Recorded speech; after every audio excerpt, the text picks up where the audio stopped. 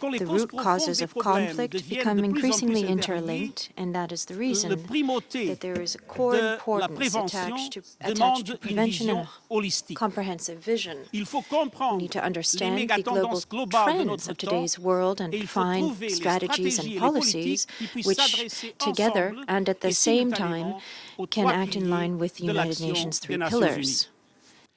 Mr. President, it is here, however, that historic agreements on the 2013 agenda and the objectives of the Sustainable Development Goals and climate change have created a unique opportunity.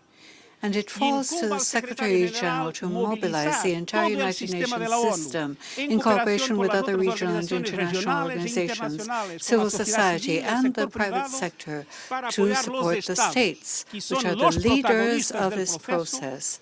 Strengthening state capacity, institutions and societies is not only essential in preventing crises and in promoting development, it is also the best foundation for human rights to be protected and enjoyed, and for member states to respect their human rights obligations without discrimination.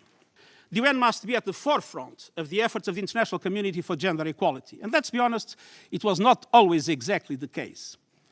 But for that, we need 3 principles of action.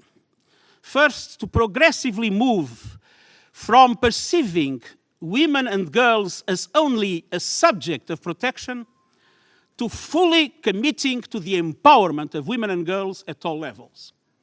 Second, from an isolated focus on women and girls to gender mainstreaming across all relevant policies and operations.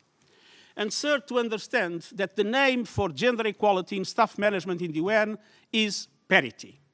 And that is why, if elected in the early months of my mandate and after the necessary consultations, I will present a roadmap for parity at all levels with clear benchmarks and timeframes and giving priority to the selection of senior staff.